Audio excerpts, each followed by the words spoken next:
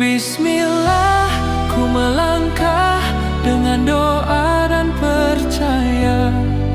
Tak ada yang mustahil bila kau jaga langkahku.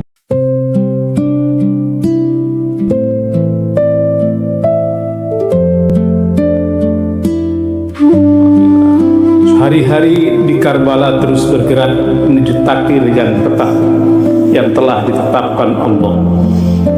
Lingkaran pasukan Kufa semakin rapat, debu-debu kuda mulai memenuhi cakrawala.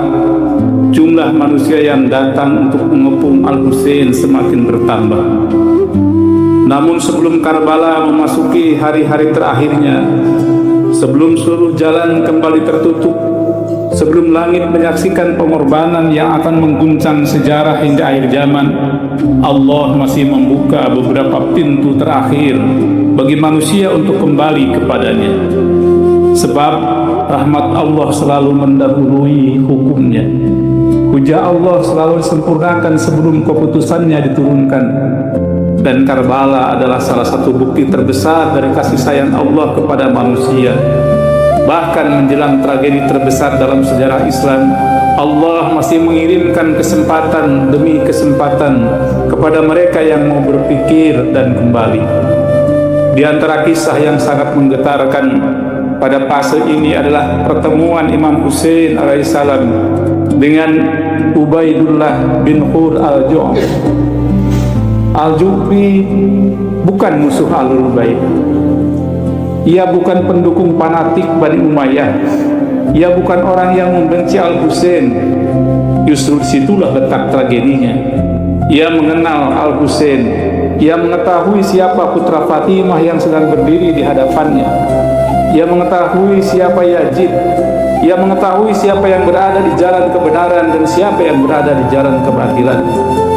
Tetapi mengetahui kebenaran tidak selalu berarti memiliki keberanian untuk mengikutinya.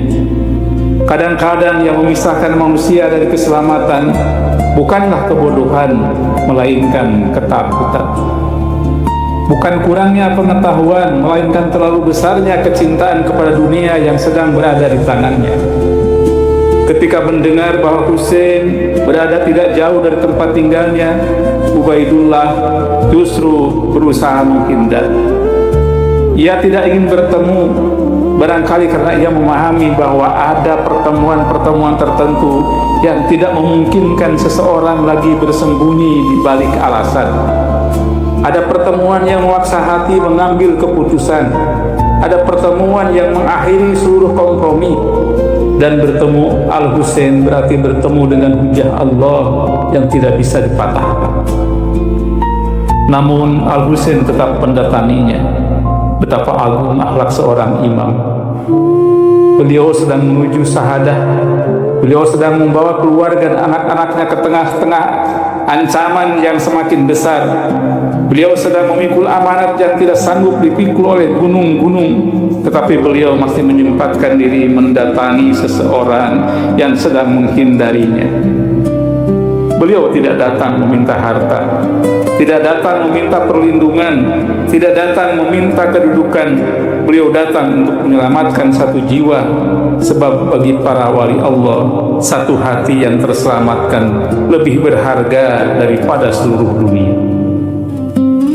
Al-Husain mengingatkannya kepada Allah, mengingatkannya kepada Rasulullah, mengingatkannya kepada hari ketika seluruh manusia akan berdiri di hadapan pengadilan ilahi, mengingatkan bahwa kesempatan tertentu hanya datang sekali dalam kehidupan manusia.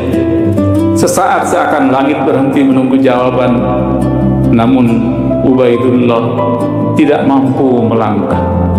Ia tidak mencaci Al-Husain, ia tidak meragukan kemuliaannya, ia bahkan mengakui kebenaran yang dibawa Al-Husain, tetapi ia tidak sanggup meninggalkan dunia yang masih dicintainya.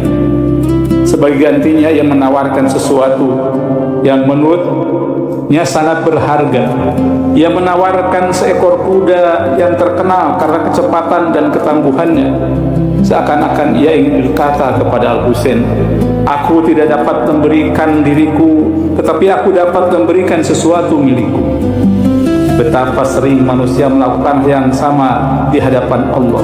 Kita memberikan sebagian waktu kita, tetapi kita tidak memberikan hati kita.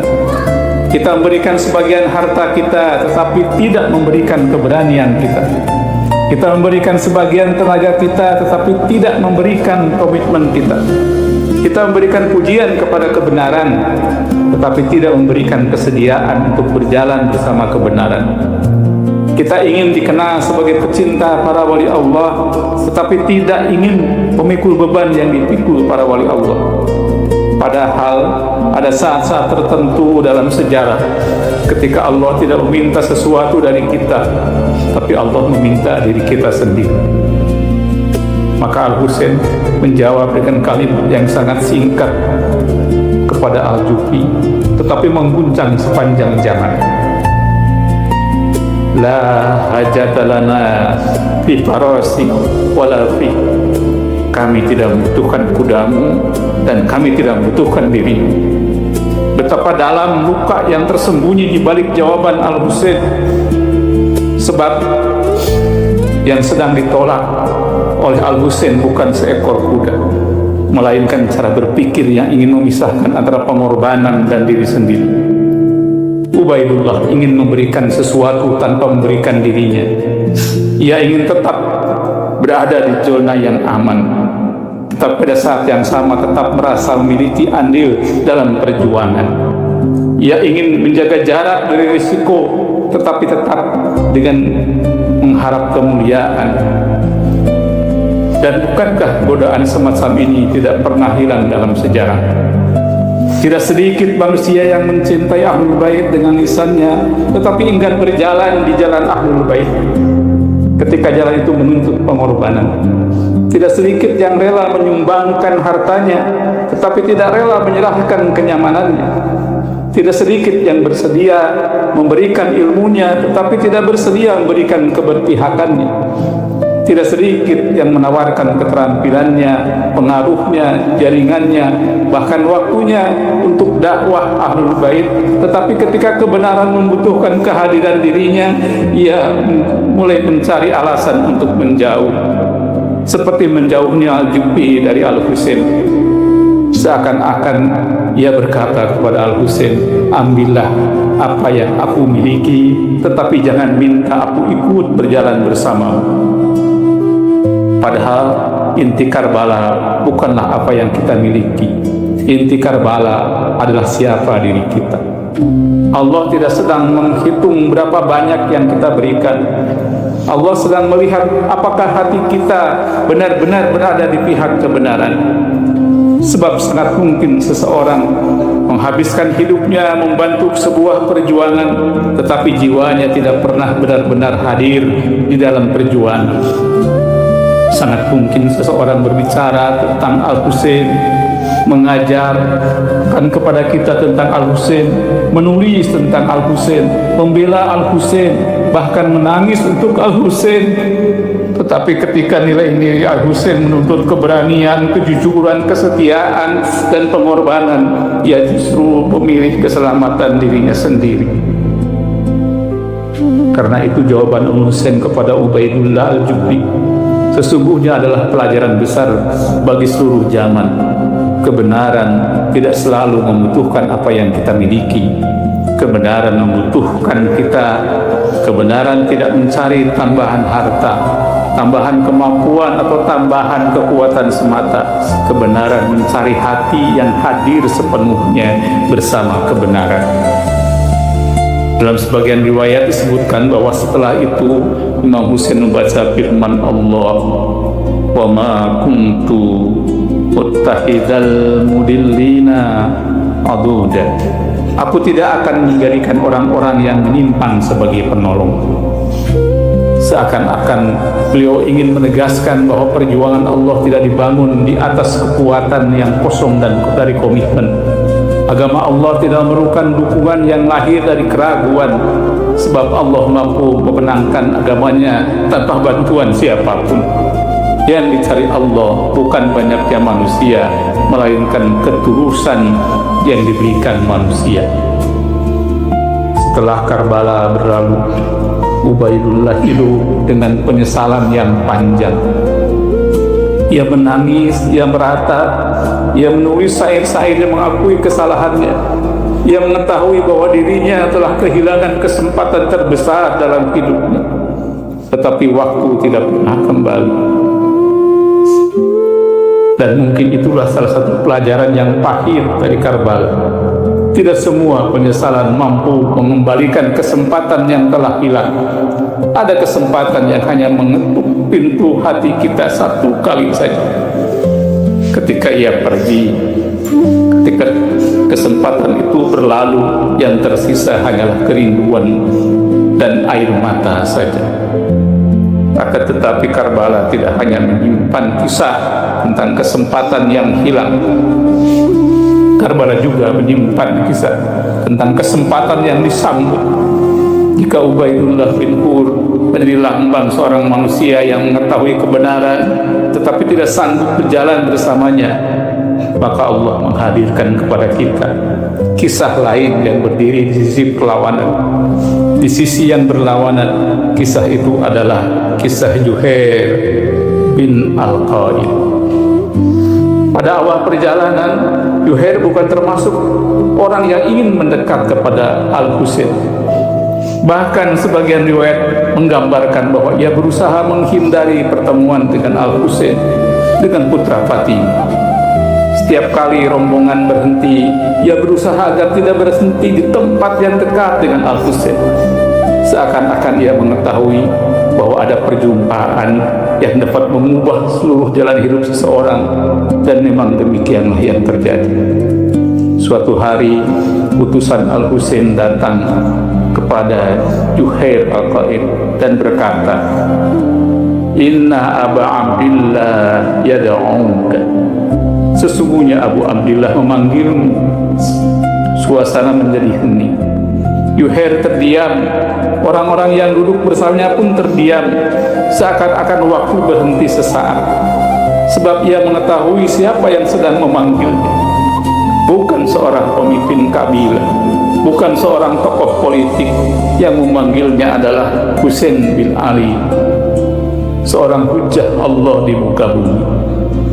Maka ia pun masuk ke kemah Al-Husain atas panggilan Al-Husain. Tidak ada seorang pun yang mengetahui apa yang dibicarakan di dalam kemah itu. Namun seluruh sejarah mengetahui bagaimana Juhair keluar dari kemah tersebut. Ia termasuk sebagai orang yang berusaha menghindari Al-Husain, tetapi ia keluar sebagai orang yang siap mati demi Al-Husain.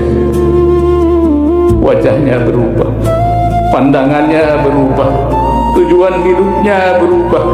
Dunia yang selama ini tampak besar mendadak menjadi kecil dan tidak berarti.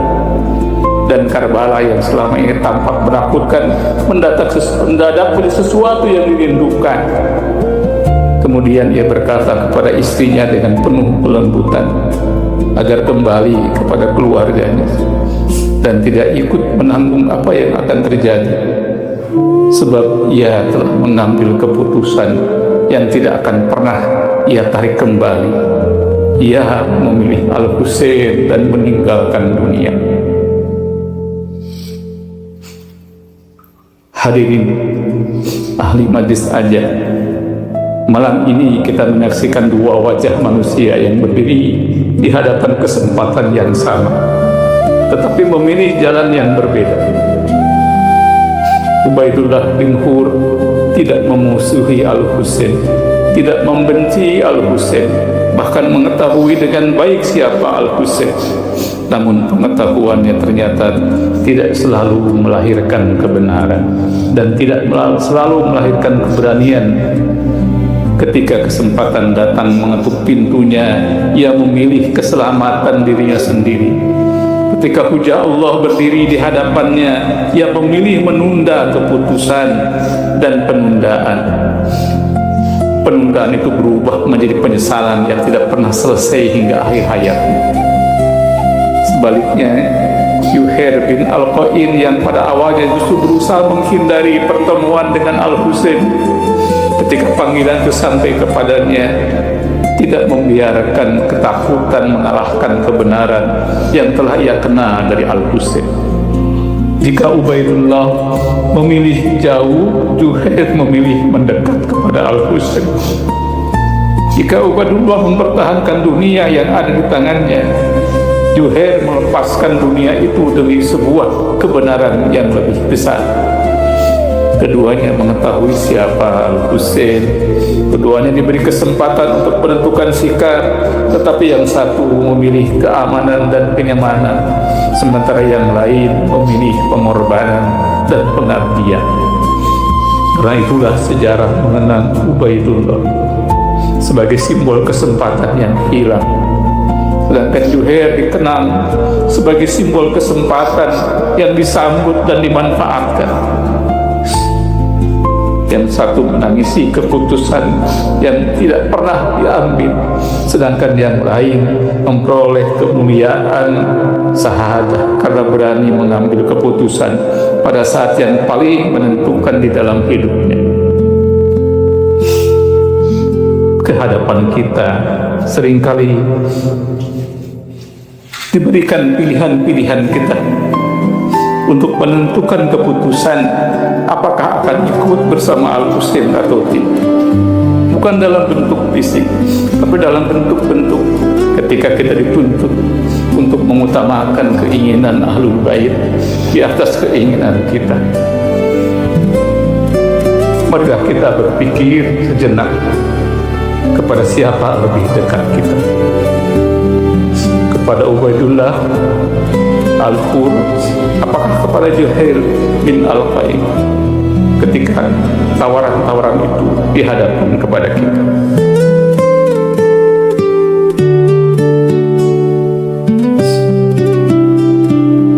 Karbala bukan hanya menghadirkan kisah tentang Ubaidullah bin Hur yang gagal menjawab panggilan Allah, melainkan juga kisah tentang Zuhair bin Al-Qaim yang berhasil menyambut panggilan itu.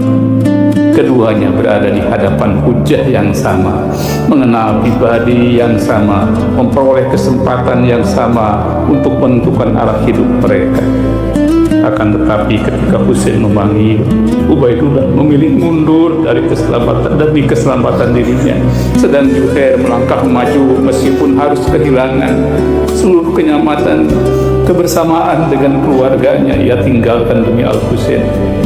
Yang satu melihat kebenaran tetapi tidak sanggup mengikutinya, sementara yang satu lagi mengubah seluruh hidupnya setelah berjumpa dengan kebenaran itu, yakni Al-Husain. Karena itu Karbala mengajarkan bahwa manusia tidak diukur dari seberapa dekat ia dengan kebenaran ketika pertama kali ia dipanggil, melainkan dari keberaniannya untuk menjawab panggilan tersebut. Di hadapan Al-Husain, Ubaidullah menjadi lambang kesempatan yang disia-siakan, sedangkan Zuhair menjadi lambang kesempatan yang disambut dengan penuh kesadaran dan kebahagiaan, sehingga nama yang satu dikenang dengan penyesalan, sementara nama yang lain diabadikan bersama para syuhada di Karbala. Ala Nabi wa alihi salawat. Allahumma salli ala Muhammad wa ali Muhammad. Allahumma salli ala Muhammad wa ali Muhammad. Bismillahirrahmanirrahim. Allahumma salli ala Muhammad wa ali Muhammad wa ajil farajahum. Assalamu alayka ya warisa Adam safwatillah. Assalamu alayka ya warisa Nuhi nabiyillah. Assalamu alayka ya warisa Ibrahim khalilillah. Assalamu alayka ya warisa Musa kalimillah. Assalamu alayka ya warisa Isa ruhillah.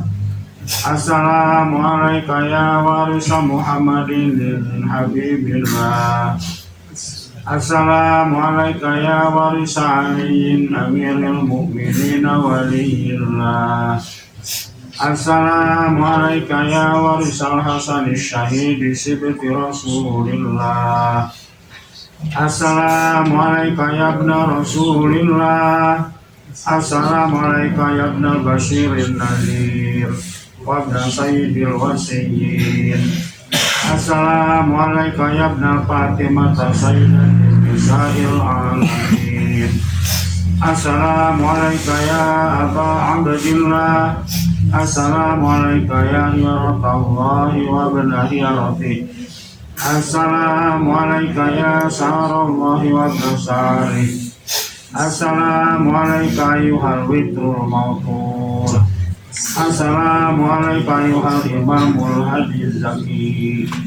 Wa ala arwahil halat bibinaik wa qamat fi jiwarik wa fadat mazuwarik.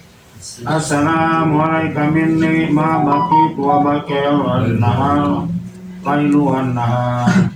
Walaqad adumat bi karraziyah wa jalal musabu fil mu'minina wal muslimin wa fi ahli samawati ajma'in wa fi sakanil ardin.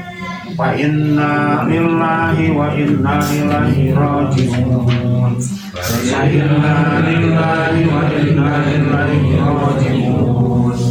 Wa inna lillahi wa inna ilaihi raji'un. Salawatullahi wa barakatuhu wa tahiyyatuhu alaihi wa ala abaika tahirin at-tayyibin muntajabin wa ala dararihimul hudatil mahdiyyin. Assalamualaikum ya maulaya wa alaihim wa ala ruhika wa ala arwahim wa ala turbatika wa ala turbatihim. Allahumma laqihim rahmatan wa ridwanan wa rauhan wa roihanan. Assalamualaikum ya maula ya Aba Abdillah ya ibna khatamin nabiyyin wa ya ibna sayyidil wasiyyin wa ya ibna sayyidatin nisa'il alamin.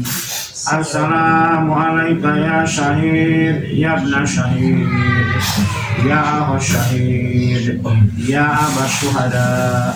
Allahumma balighu anni fi hadhihi sa'ah wa fi hadzal yawm wa fi hadzal waqti wa fi kulli waqtin tahiyatan kasiratan wa salaman.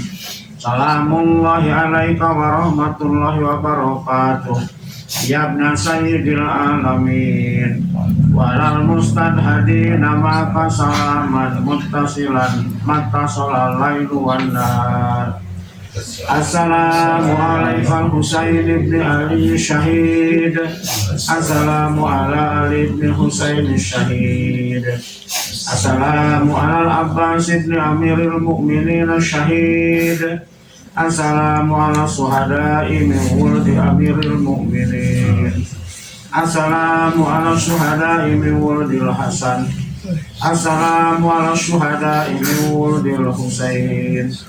Assalamu ala syuhada'i min wuldil Ja'far wa Aqil. Assalamu ala kulli mustasyadin ma'ahum minal mu'minin.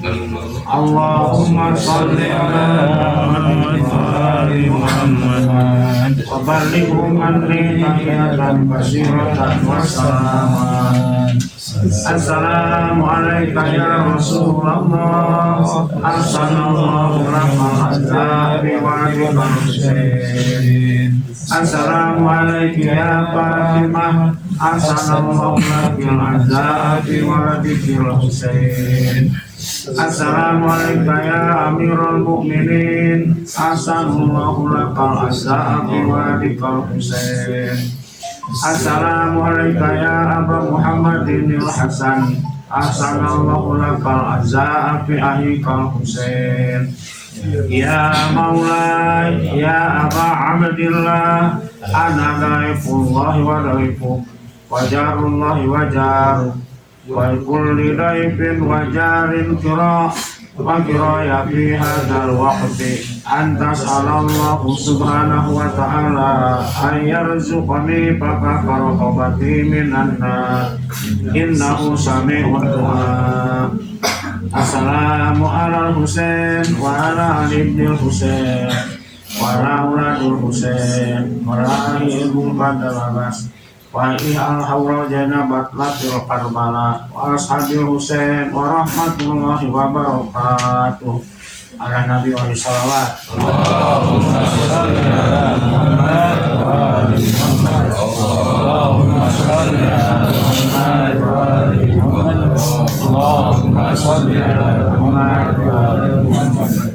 Allahumma sholli wa sallim. Amin. Ya rabbal alamin. Bismillahirrahmanirrahim. Alhamdulillahirabbil alamin. Hamdan syakirin, hamdan naimin, hamdan yuafi ni'amahu wa yukafi mazidah. Ya rabbana lakal hamdu kama yanbaghi li jalali wajhikal karim wa li azimi sultanik. Allahumma sholli wa sallim ala nabiyyina Muhammadin salatan tunjina biha min jami'il ahwali wal afat wa tutarhuna bin jasayat wa taqawna biha indaka a'la darajat wa tubalighuna biha aqsal ghayat min jami'il harati fil hayati wa ba'dal mamat. Allahumma ij'al salatana alaihim maqbulatan indak wa ziyaratana wa azza'na li sayyidi syuhada'i Abi Abdillah al-Husain alaihi salam mashkuran ladaik waqtubna fi hadil lailah fi ahli wilayatihi wa syafa'atihi wal mahsyurina tahta liwa.